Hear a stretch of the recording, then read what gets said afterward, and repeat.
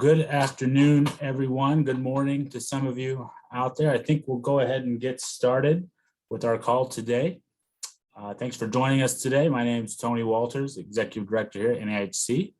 Just continuing these monthly calls that we have each month to at least try to share some of the updates that we're hearing here in Washington, D.C., but hope to have an interactive call and hope to have a good discussion. If you guys have updates from your own work or your own interactions with members of Congress or other program issues that you see, that's what this call is for, is just to have those discussions and get everyone aware and get everyone's involvement so we can kind of know what the state of issues are that we need to be working on for tribal housing across the country. So hopefully it's an interactive call. Feel free to chime in through the chat. You can ask questions there. I'll try to monitor that, but you can always pop up on video or just chime in and ask a question, and feel free to interrupt as we go through. I'll have some times where I'll pause and see if anyone has questions, but as always, feel free to interrupt and ask a question if something comes up as we're going. So I'll go ahead and get started. Thanks again to everyone for joining us today. This is a recording. We do put these on our YouTube channel that we send out to folks through newsletters. So people who can't be with us live on the time of the call, we can at least have them see the video and put the slides out as well. If you don't see those emails, let me know. Happy to share slides or video links to anyone if you just send me an email as well. So we'll go ahead and get started with some updates. We did have there was a hearing on the Senate side, so we'll talk a little bit about that. You can see the overall agenda. We usually do these same kind of topics each month, and it's really just kind of quick updates on all of these points.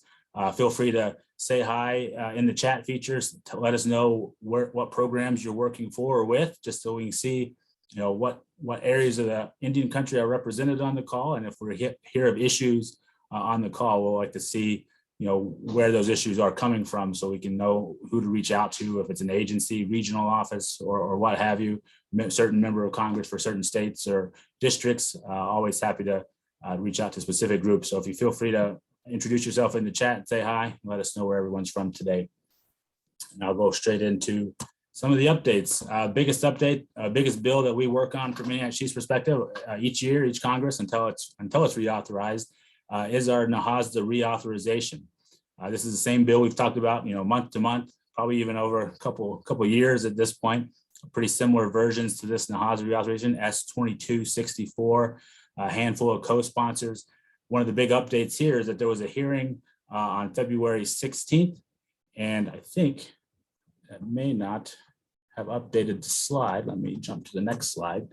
Here we go. Here's just the overall update. I'll go back in case people want to see what's in the bill, but hopefully folks on this call are pretty well aware of what's in our Senate version. But the update here was it was a hearing, and there was a business meeting prior to that hearing where they actually reported the NAIHC bill out of the Senate Committee for Indian Affairs. So what that means is that the bill is now available for the full Senate to take up and vote on or pass kind of behind the scenes in a process that they call unanimous consent, where a member of the Senate can offer up a bill to be passed, and if no one objects, that bill can then be passed without getting a formal vote on the Senate floor. That rarely happens for a lot of bills, particularly for the NAIHC bill, where we do have had objections to this bill in the past. So it only takes one objection to block that type of passage by unanimous consent. So we would be waiting and working with members of the Senate to see how we can either get it to a full floor vote as a standalone NAIHC bill, or how we can attach NAIHC to other moving vehicles that are getting voted on in the Senate. And that's kind of this next slide here. And overall, what are the next steps?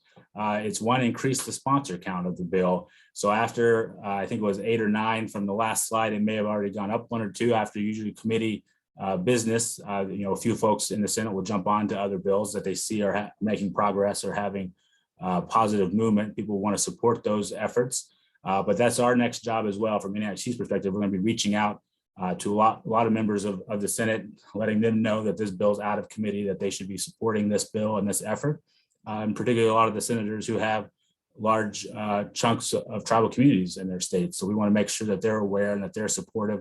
We'll be putting out some messages to all of you, all the TDHEs and members, with some draft letters, or through one of the platforms. We send out a letter that you can just click a couple buttons, and that letter gets sent kind of on your behalf to your members of Congress. So we're going to do that hopefully in the next week or two. I know I probably said that in a message that went out right after the bill passed, and we're working on that kind of letter and messaging and how that will work.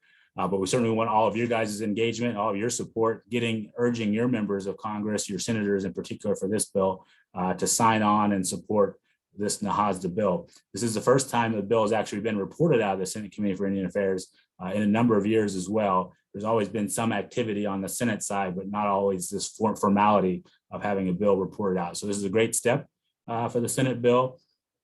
I think we talked about this before. This version of NAIHC was actually added to a larger Senate bill, the NDAA, that passed last December, but the NAIHC piece was dropped out before that full passage of the NDAA. So again, that's kind of the usual mechanism for things like tribal housing and other tribal issues to get passed, is attached into these other bills like that, and making sure that they stay in throughout full passage. Here it passed the full Senate as part of the NDAA, but the House didn't have that language in their version of the NDAA. So when they came together to do a final bill to pass, the tribal NAIHC provisions dropped out of that version. So that's going to be the effort for the rest of this year. As you know, we've got till the end of this year to get NAIHC passed before the process has to start all over again. So we'll certainly be working with a lot of the sponsors and co-sponsor this bill to find that path forward through both the Senate and the House. So that's kind of the update on NAIHC. Here you can see there's a House version as well. It's a little bit different. We've talked about this in the past. Not a lot of movement here, so I won't spend a lot of time on this one today. But certainly if we get the NAIHC version out of the Senate, we'll have to then make sure that the House is willing to take up that version as well, because there is a few differences. And of course, we've seen the issues that members of the House have had with NAIHC. There was a hearing back last July where there was the House Financial Services Committee held a hearing that included the NAIHC bill and the issues that they wanted to address. And that's a few of the things that are on this slide here. So a lot of work there to do on NAIHC, but again, some positive movement on getting the bill moving forward through the legislative process. So that's kind of the updates on NAIHC. We'll go through a couple more slides on some other tribal housing bills. I should probably drop this slide out at some point. We talk about this bill each time real quickly. There are other bills that have NAIHC reauthorizations in them, like the one you see on the screen, S1368, HR 2768. They're identical bills in the Senate and the House. Has a 10-year reauthorization for NAIHC. Would actually increase it up to $2.5 billion for annual NAIHC funding. But this is one of those kind of pie in the sky, policy bills that folks are wanting to enact, but a long way from getting something like this passed into law. So one of the key provisions there in that bill, though, is getting tribe access back to the Section 8 housing voucher program, letting tribes utilize some of those vouchers to fill their rental units as well. So some good provisions in there, but that bill as a whole, very unlikely to pass as it is, as we've discussed on prior calls. Some of the other bills that we're watching and monitoring going through Congress now, if I can get to the next slide there.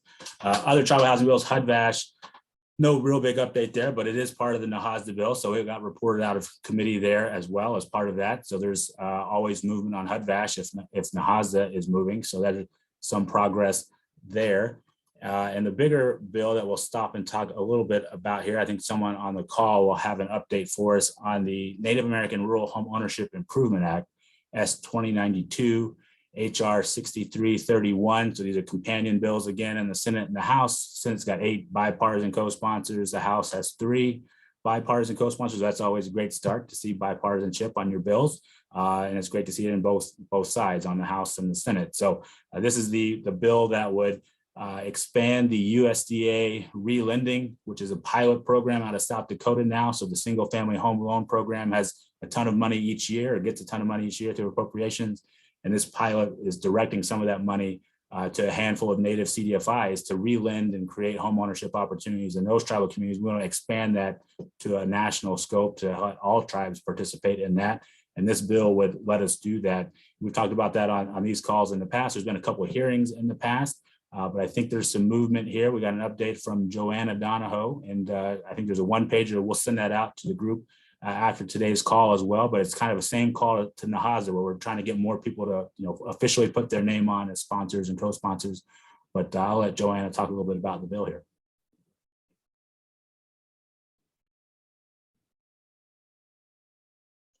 Thanks, Tony. Yeah, and thanks for including the slide on it. And we actually got one more co-sponsor in the Senate, Senator Lujan from New Mexico. So thanks to the CDFIs and the partners in New Mexico for bringing Senator Lujan on.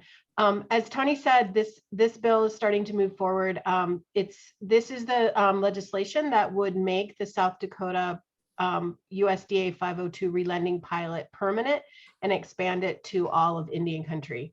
And it is a very similar approach to NAIHC in that we're trying to get more co-sponsors so that it could be put on the unanimous consent calendar. And the bill would set aside $50 million of appropriations for the 502 direct loan program for Native CDFIs to borrow capital and then relend to eligible borrowers under 502, which is for rural communities. And it prioritizes lending on trust land. As you guys know, 184 has been a pretty successful program since its enactment in 92, but it's really kind of shifted to be more, only about less than 10% of the loans made are on trust land. So to prioritize lending on trust land, this bill would waive the 20% match requirement for loans on tribal land, meaning that the CDFI could borrow 100% of the capital, not just 80% of the capital. It also creates it creates a TA program for USDA to work with Native CDFIs. And through the partnership with USDA and the two CDFIs, Native CDFIs that partnered with USDA in South Dakota, they were able to lend they doubled the number of loans on their reservations as USDA did on their own in the previous decade. So it was, increased a lot of numbers. So the reason I just want to encourage folks. Thank you, Tony, to agree to send out the one pager. I'm going to try and attach it in the chat box. But we would definitely encourage you as you're in your discussions with your both House and senators, both the House representatives and senators, to be a co-sponsor. Senator Smith and Senator Rounds introduced it in the Senate, and in the House it was Congressman Dusty Johnson from South Dakota. And in addition to the South Dakota Native Homeownership Coalition supporting this, there's a long list of organizations, Native and non-Native, who are supporting this. Obviously, of course, National American Indian Housing Council, but National Congress of American Indians. I saw Cece's on the line. They've been integral in advocating for this in their budget book for, I think, almost the past 6 or 7 years. And the Native CDFI Network and OFN and all those groups. So if you have questions, let me know, but it's a simple ask now. Now both bills are introduced, so it's just, can you be a co-sponsor? And if folks want more information about it, happy to provide it to them. Great, thanks, Joanne. Thanks for all your efforts out there working on this issue and the bill. I know you've been integral in a lot of the work that Pilot's been doing in South Dakota, so thanks for all that. And just so folks know on the call know, Senator Smith and Rounds, they've got kind of a proven track record on some of these tribal housing bills like this. They've got a couple in the past couple of Congresses or years. They get kind of some smaller tribal housing pieces introduced and actually passed into law the last couple of years. So we want to keep supporting their efforts, of course, when they're certainly engaged on these issues and are a great advocate for tribes and tribal housing programs. So we want to keep working with them, and our efforts of getting them more co-sponsors only going to show them that their work is meaningful and impactful for our programs. And that we're there to help support them in their efforts to get these bills passed. So it'll definitely be a good effort here as we expand the co-sponsor list for these bills. And I look forward to working with everyone here and Joanna again on some of these bills moving forward. The next slide is going to be another bill in this kind of similar vein as well. So we'll jump. First, I'll just stop here and ask if anyone's got any questions on this bill. It's something we've talked about for a number of these legislative calls, but I don't know if we've had a good discussion about it. Are there any questions out there?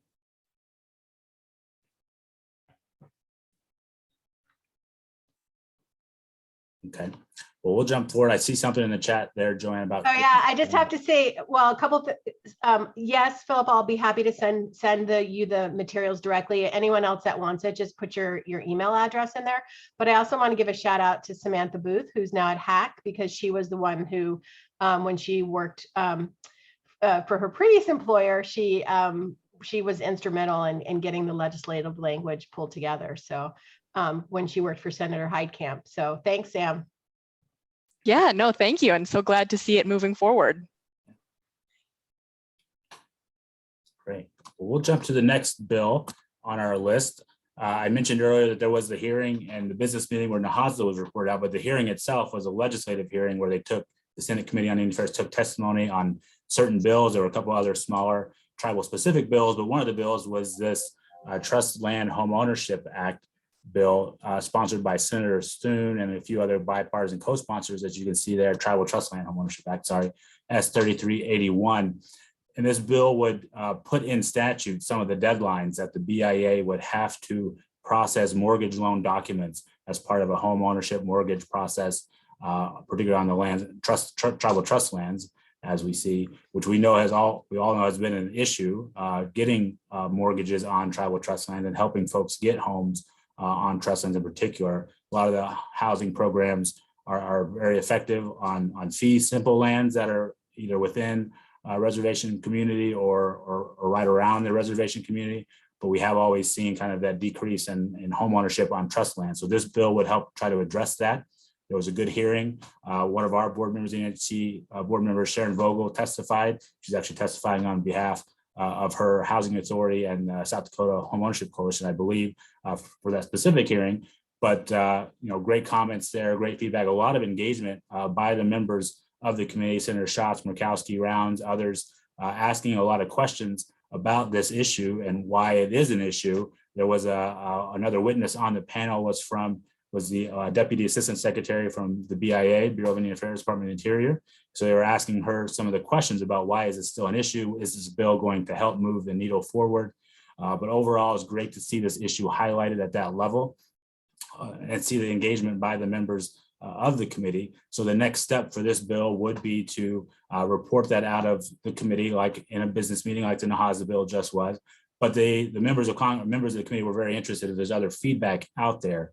One of the pieces of feedback that Sharon Vogel provided as part of her testimony was the idea of having some sort of advisory committee or work group at DOI to focus on some of these housing issues. As you know, a lot of our housing funding for tribal housing programs comes out of HUD. So there's not always that kind of key folks at DOI or the Bureau of Indian Affairs that really work on housing issues. I work with some folks over there at Indian Services and some of the realty functions that they have on kind of a higher level, but and conversations on this exact topic, but they don't necessarily have a lot of engagement directly with tribal programs on housing issues because they don't really have a lot of housing funds there outside of this kind of trust land process that does impact housing and home ownership. So that was one suggestion. Senator Thune's office was asking how can we incorporate that, or how can we incorporate that?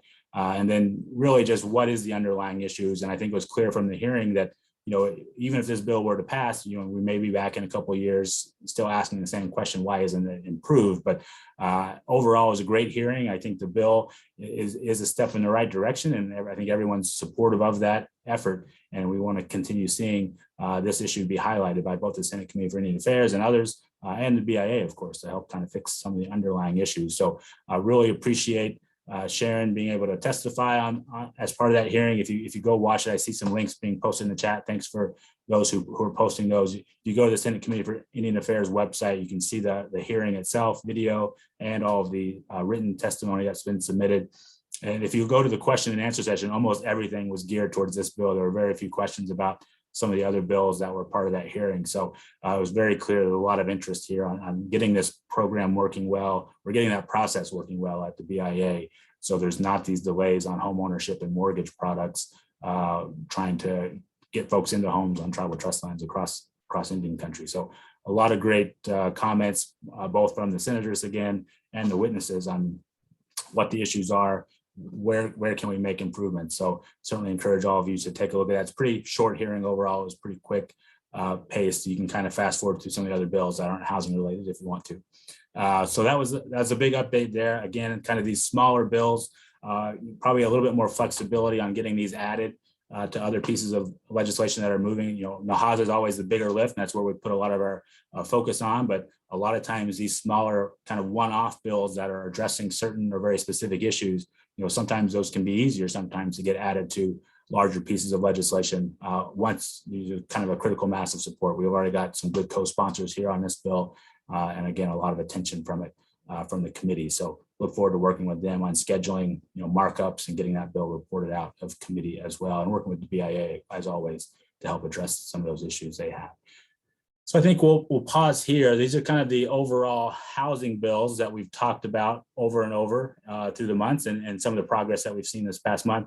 The next few slides talk about budget and appropriations, but I'll stop here to see if anyone's got any questions about any of these larger tribal housing bills we've been talking about.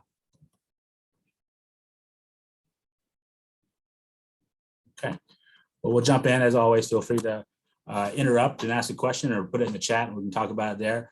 Next few slides talking about budget and appropriations. I think you're all aware we're again still in this continuing resolution. They kind of been passing them months at a time. Here, this current continuing resolution goes through March 11th, which is next week. And we'll have to see if Congress can pass their full year of funding for the rest of the year, if they have to do another CR again. I think this has been probably one of the I want to say worst years, but one of the years where we've seen more and more CRs stretching out into the year longer than we've seen in the past. Usually it takes them one or two to kind of hammer out agreements and get some of this work done. Here it's gone all the way through March, and we'll see if they have to do another CR or if they can pass something by the end of the week. Obviously, a lot of things going on in the news that may be taking up some of their time and energy and space in Congress. Obviously, issues with Ukraine, with State of the Union this past week as well. Not exactly sure on where things are with the latest CR that we're seeing and getting it extended after next week. But again, on the slide, you'll see some of the numbers that we've been talking about for tribal housing specifically. Everything that we've seen so far to date is a good direction for tribal housing. The budget that came from the current administration had higher numbers for tribal housing. Both the House and Senate Appropriations Committees passed tribal housing figures with more money than we've seen in past years. But of course, under the continuing resolutions, we're seeing level funding from past years. So really it's, where do we fall within that range? Are they going to is Congress going to settle on something that's more in line with level funding from past years? Or are we going to be able to make some of those gains that we've seen through the budget and appropriation cycle in the final version that gets passed? So we're waiting to see what that kind of results in, working with folks on the Hill to see what we can do to make sure that tribal housing is elevated in the latest version, in the version that can get passed through Congress. But at the same time, we're already starting to focus on FY23 as well. That budget's being worked on by the President Biden's administration. It's supposed to be released in February or March timeframe. It's now March, so we're hopeful to see a new budget coming out soon. And again, we would expect to see some gains there for tribal housing as well, or if not gains, at least maintain this elevated budget request of $1 billion. As we all know, we've been asking for $1 billion. We're just now starting to see that, obviously with inflation and construction costs and everything else tribal programs have endured these past couple of years.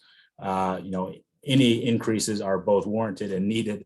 It still wouldn't get us back to where tribal programs were when the NAIHC first began. So a lot of work there to be done, but that's the work that we're doing from the NAIHC's perspective as we work with folks on the Hill about appropriations going forward in the future years. So those are kind of where the budget and appropriation cycles are right now.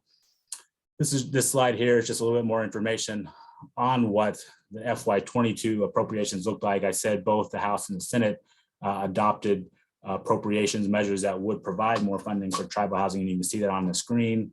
Increases in IHBG, increases in the competitive fund, IHBG competitive fund. So those are some numbers that we're hopeful to see and then continue to grow from, moving forward in future years. But always like to see some of the progress that we've seen at the committee level, but hopeful to see these numbers get enacted as final versions sometime soon.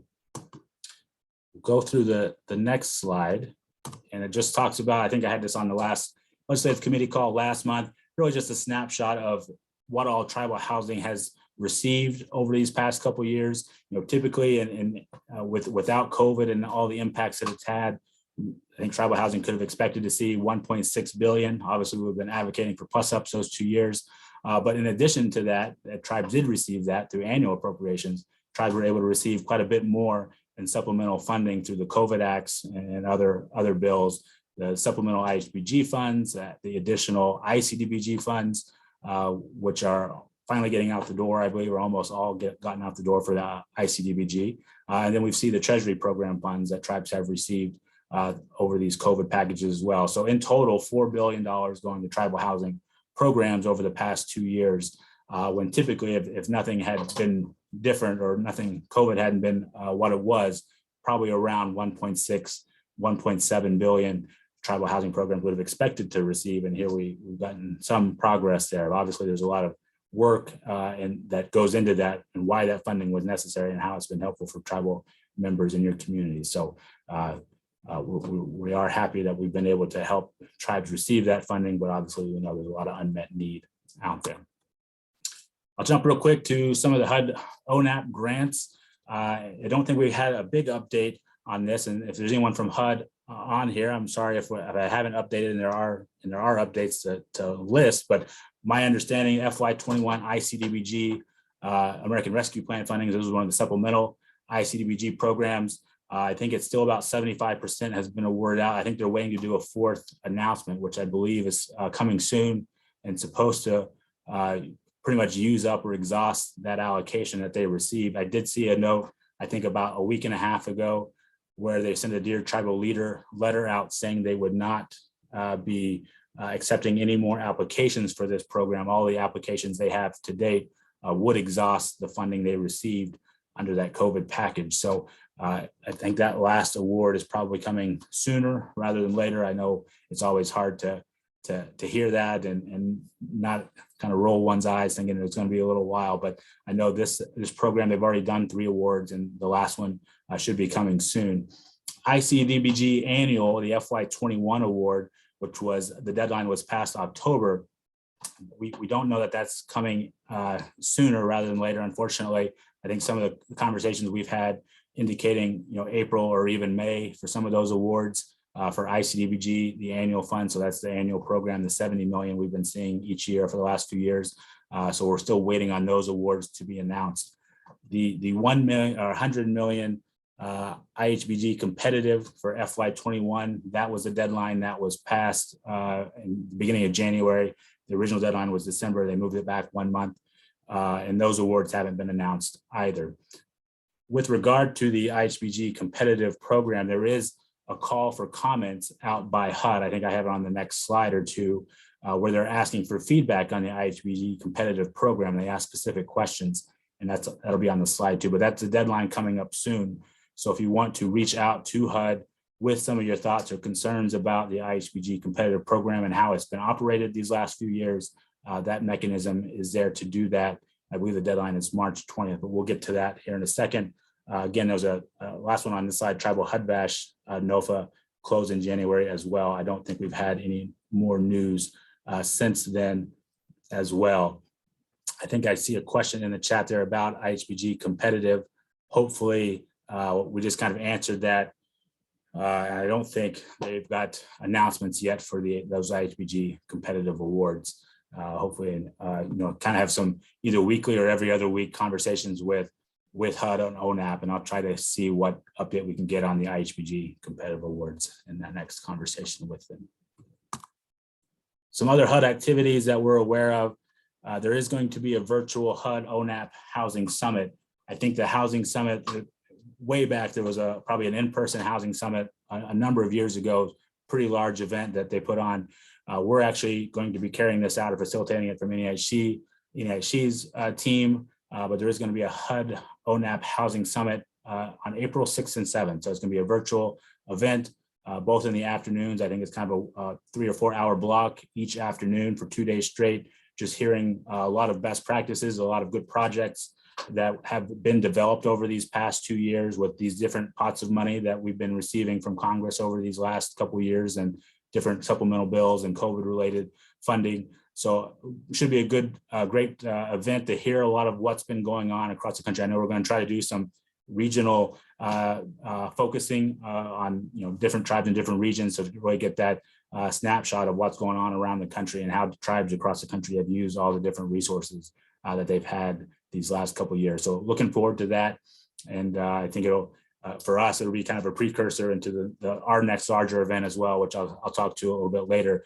But again, really happy to be working with HUD and ONAP on getting this type of content out. I think one thing that's hard to do, everyone's so busy, is to take time and really just see and recognize what great projects other folks are working on or have developed over the last year or two or however long. So always love to see these types of events come together where we're really able to celebrate what you all are able to do and have been doing in your communities these past couple of years. So look forward to that. Registration is open. I don't know if it's on our website yet. I think it was in one of our newsletters that just went out earlier this week, but it'll continue to go out as updates and newsletters. Registration is open. It is free, but we are asking folks to register just so we can kind of see who all's participating and control who to send the links out to for that type of virtual event. So that's one activity that's ongoing. Census challenge deadline. I think this is an annual exercise for a lot of you. That deadline is coming up at the end of this month. That'll impact the next year's formula allocation for IHBG. So census challenge deadline for FY23 IHBG formula. Going on to the next slide, the last kind of HUD activity here we have is the IHBG competitive comment period that I mentioned earlier. Deadline's March 20th. And there was a Dear Tribal Leader letter that was sent out. We'll try to put that in the next newsletter. It was also, I think it's been in a couple in the past. It's on HUD's website as well. If you go to the HUD ONAP Code Talk website, they kind of list everything that's gone out the door from their office. And this is one of those, and asks 5 questions that you can see on the screen, trying to solicit feedback on how to improve that IHBG competitive grant program. This program is all about creating new housing development, new housing construction in tribal communities. So if you've got feedback for that, certainly submit that. You can let us know, let me know at NAIHC. We'll probably be submitting a document there with just some general points about, transparency, making sure it's working as well as it can be, and making sure it's in line with the goals of those funds based on, need, based on housing construction and lack of housing construction in any country under annual appropriation. So just wanted to make sure that this program is working as well as it can for as many tribes as it can. But that comment period is open for everyone to submit their feedback as well. And I know HUD has been asking to receive that feedback. They want to make sure this program is working well for everyone. I think I'll stop right there. The next couple of slides are Treasury program, just a couple updates about those, but I'll stop now to see if there's anyone's got any questions or comments or other things you've heard about HUD or HUD programs out there that we can talk about, or even appropriations. I think we haven't had a break since then. So any comments out there, any questions? All right. Well, we'll keep. Hey, Tony, Yeah. I'll just share really quickly, because I've been mentioning on previous calls, the GAO is getting ready to provide their recommendations about the VA Native American Direct Loan Program.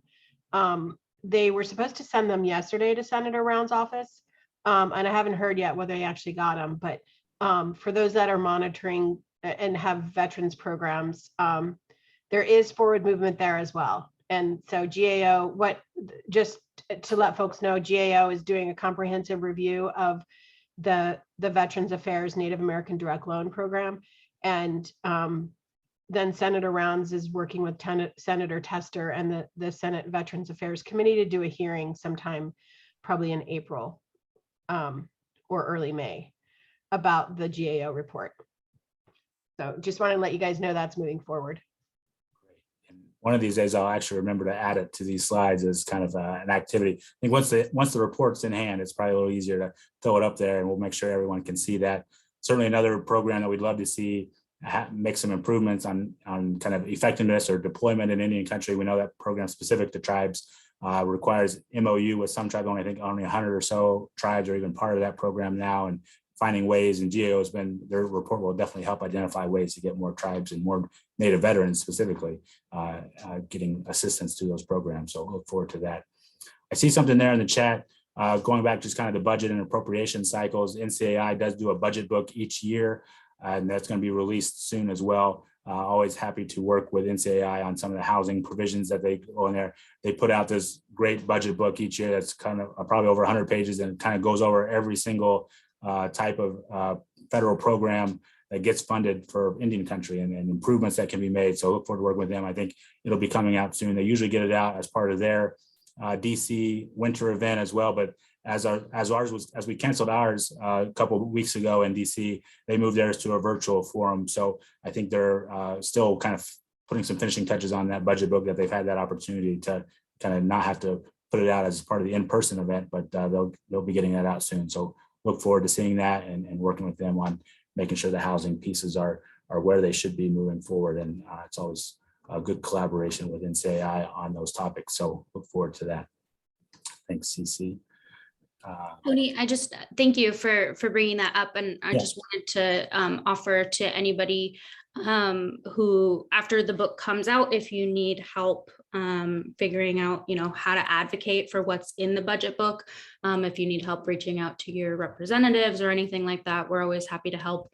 And Tyler Scribner, who is our appropriations and budget policy lead, is really great at sort of breaking it down and making the complicated process feel a lot easier. So just an offer to anybody who needs help sort of advocating for any of the budget requests or program updates that are included in our budget book. But yeah, thanks. Great, thanks, CC. Next few slides here, just go into the Treasury program. We've had a couple conversations about this. We've had some extra calls to kind of our monthly forum discussions that we've got. The rental assistance program, I think since the last time we talked, there has been a release of some data. Obviously, I think from the data, some work to be done in making sure tribes are able to deploy the funds, or as we move forward into these last few months of that program, how we can reallocate funds to tribes who have used all their funds and would like to see some more get deployed in their tribal community. But I think the latest report showed that the tribal expenditures, are lagging behind the larger program. If you see the data at the bottom, I'll have to reach out to the Treasury folks just to kind of see, how accurate that is. I think there was some changes in the way they showed the reporting between expenditures versus obligations since past time. So I'm a little curious on what some of these numbers really reflect. But, we saw some press releases come out of Treasury that I think October and November were some of the biggest months of that program on a national level. So you saw a very big jump in some of the expenditures of the emergency rental assistance program on a national level. You can see they're up to 60% through December, but we didn't see, I don't think, a corresponding jump with some of the tribal expenditures in that last quarter as well. So certainly I'll be reaching out to them, seeing what we can do, if there's outreach we need to do, or communication, training TA, of course, with tribes on that. Happy to, if you've got any feedback on that, let me know either on this call or separately. Happy to, when I talk with Treasury next about some of these programs, happy to take that into account and pass any issues that you've seen along from the ground level. Some of the newsletters we sent out, and I think some of the Treasury website has a lot of documentation on best practices, formatting for applications, things like that, how to move some of that online, how to use some attestation forms without having to gather even more documentation or evidence from your individual applicants. So always take a look there, and we're happy to help if you've got questions on how to utilize some of that.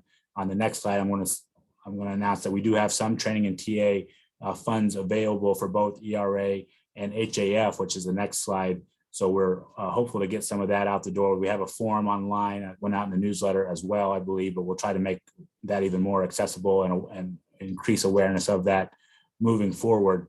We haven't necessarily gotten a lot of federal training and TA assistance come our way at NAIHC, but we do have some other partners that we've been working with to where we can actually do some training and TA. I think we've seen some of the HAF trainings. I'll just jump to that slide. We tried to do one 2 weeks ago. My understanding is there was some technical issues with that first one. We held the second one just this past Monday. We're going to post that video online soon. Hopefully people who are participating in that HAF training found it valuable and useful. and we'll try to make that available. We are rescheduling that first one where we were having some difficulties for next week. I believe it's next Tuesday. You'll have to, I should double check the calendars on our website for that. But I think staff mentioned it was next Tuesday that we're going to hold that HAF training moving forward. And I will say, as I mentioned, we have some limited TNTA that we're going to try to offer. I'm not sure how much we'll be able to do, so it's probably I'll have to defer to our training and TA team on how we're going to process some of these applications and requests that come in. But those forms are available, I think, in the newsletter that went out earlier this week, and we'll make sure it's available on our website and social media locations as well.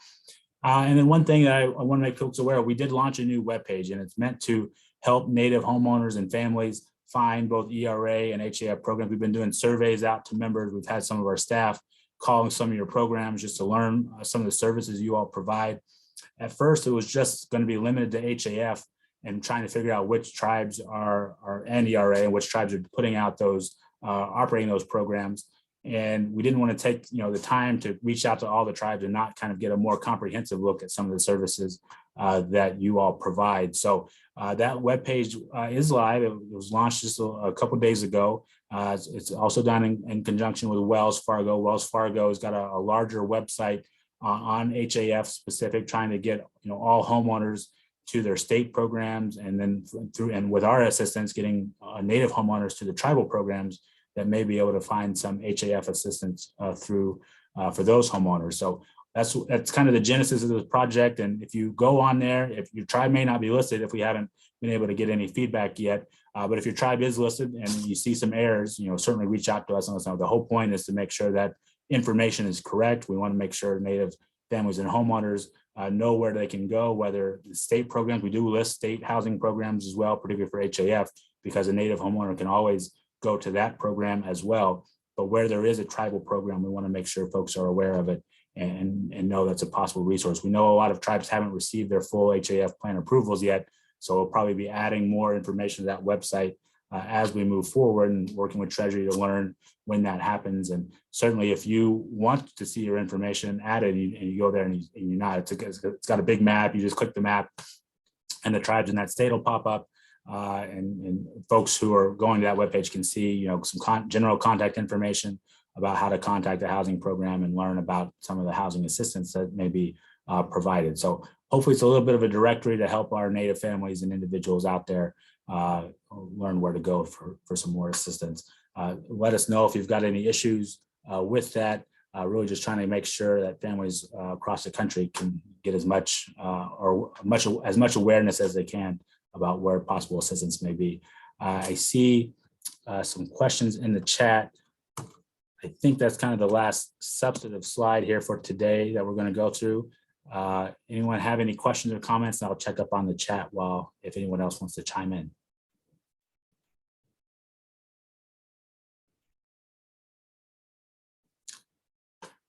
I just see a note in the chat about a conversation about ERAP funds. If you're on the call, you can feel free to chime in now, or we're happy to have a conversation outside of today if it's more specific to your specific tribe or community. Happy to have that conversation. Just let me know.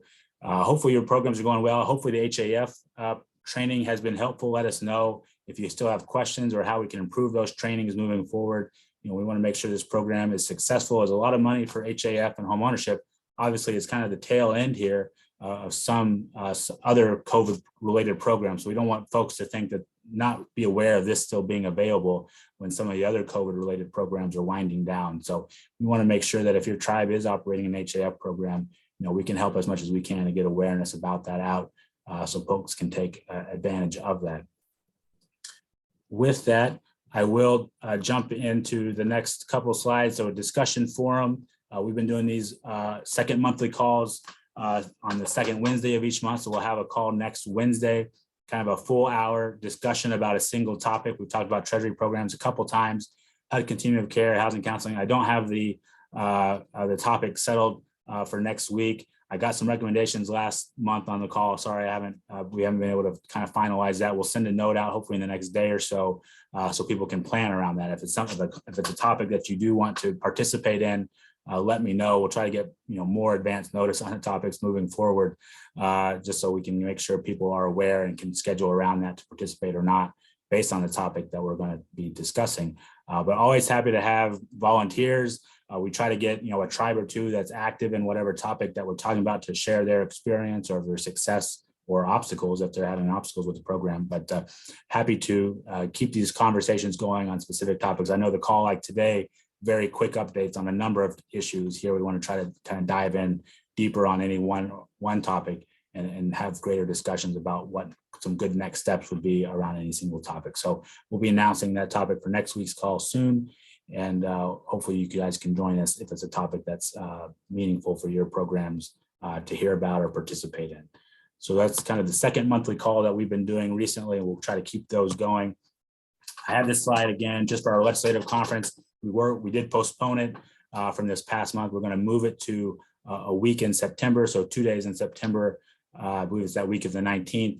We'll be asking, tribal housing program members to come into DC. We'll have some Hill Day visits. I have learned that I think the Hill's starting to open back up. Before it had been, you can only go into the buildings, with preset meetings, having an escort meet you at the door, and you can only get inside the Senate offices that way. I believe they're starting to relax a lot of those standards moving forward. DC itself also relaxing some of its mandates. Mask mandates expired just as of February 28th. So a lot of these restrictions are being relaxed now. So hopefully, certainly by September, we'll have a lot more freedom on how we can get all of you up to the Hill and meet your members of Congress and advocate for these tribal issues. Hopefully we'll have good news about NAIHC or, kind of a last effort there to get it across the finish line in the last few months of this year before everything will be set. So I think that'll still be a timely time to get folks here into DC. I know a lot of folks have projects and construction and other things going on in the summer and fall months, but hopefully we still get a good turnout for that event in the fall. And we will probably do a virtual session at some point, probably something around the budget. I suspect if that gets released in the next few weeks, we'll try to do some sort of virtual programming around that, just so we can see how budget might match up with some of our recommendations, NCAI's budget book recommendations, things like that, and how we can work with our members of Congress to either enact, a presidential budget or, or move the needle even more for tribal housing and plus up those accounts even more. So that's kind of the legislative front. The last slide I've got here, our annual convention. So we are scheduling the annual convention again for May 16 through 19. 16th is a Monday. That's kind of the fly-in day or pre-conference day. We're going to have a golf tournament. I think we're going to add a service project as well for those who are interested in participating in that type of project. So that's kind of the Monday, and then the Tuesday, Wednesday, Thursday, big content days of our conferences. Opening sessions, breakout sessions. We're going to have members meetings for both Ameren and ourselves. NAIHC, I think we both have elections that need to happen for both organizations based on membership meetings. So looking forward to getting everyone back together. We had a great turnout in Vegas. I know, there was kind of the new variant came and has gone, and hopefully we're able to all meet safely again moving forward starting this spring. And that's our next event is in May up in Seattle, Washington. So look forward to seeing you there. Registration is open. It was just opened up this week, so you can kind of go on our website and register. I think it was in our newsletters as well, and feel free to do that. I think there's probably some drawings or prizes for folks who are able to register sooner rather than later, and then the hotel room block can get filled up for this event. So be sure to check out that registration page sooner rather than later if you think you can get to that conference. Make sure you got the best rates for hotels and things like that. So with that, I think those are kind of our updates for this call this week or this month. Our next one will be the first Thursday in April. I don't know the date off the top of my head, but as always, don't hesitate to reach out to us if you've got questions or comments. And Phil, I think I can reach out to you, or we can connect after this call, Philip. But other than that, are there any other questions or comments out there before we wind down the call for today? All right, hearing none. It's a quiet group today. But as always, feel free to reach out to us. Let us know if you've got questions. Otherwise, we'll see everyone hopefully next week for that discussion forum call, or next month for the next legislative committee call. Thanks to everyone to join us today. Have a good afternoon or rest of your day, And we'll talk to you soon. Thanks, everyone.